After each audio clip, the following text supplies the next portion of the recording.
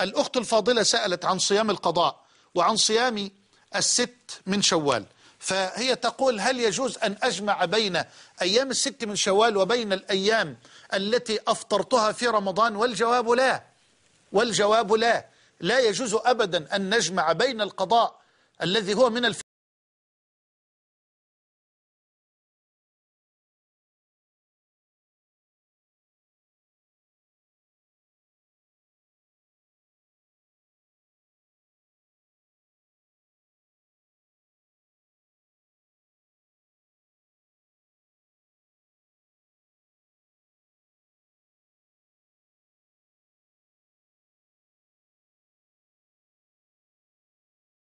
تقضي الأيام التي فاتتها من رمضان، ثم بعد ذلك عليها أن تصوم 6 أيام من شوال. من أهل العلم من اشترط ألا تصوم المسلمة 6 من شوال إلا إذا قضت ما عليها، واستدل على ذلك بقول رسول الله: من صام رمضان فهذه الأيام المتبقية لا تكون الأخت بها قد صامت رمضان، فعليها أن تصوم الأيام التي فاتتها من رمضان أو أن تقضي ما فات، فإن أتمت القضاء وما عليها فلها بعد ذلك أن تصوم الأيام 6 من شوال، ولا يشترط فيها التتابع والتوالي. هذا قول لبعض أهل العلم، وأنا أرى أن في الأمر سعة بفضل الله تبارك وتعالى. فلو أن الأخت الفاضلة لم تستطع أن تصوم الأيام التي فاتتها في رمضان لعذر الحيض أو لغير ذلك، وصامت الأيام من شوال ثم بعد ذلك فرقت الأيام التي فاتتها في رمضان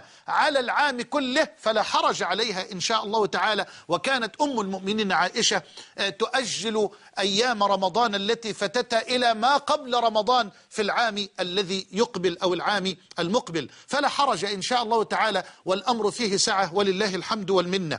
أما أن تصوم القضاء وأيام النفل من شوال بنية واحدة، بمعنى أن تقضي ما فات وأن تصوم 6 من شوال، فلا، لابد أن تقضي ما عليها لله تبارك وتعالى. فإن أعانها الله عز وجل على ذلك واستطاعت أن تصوم 6 أيام أو 6 أيام من شوال فلها ذلك، وجزاها الله خيرا.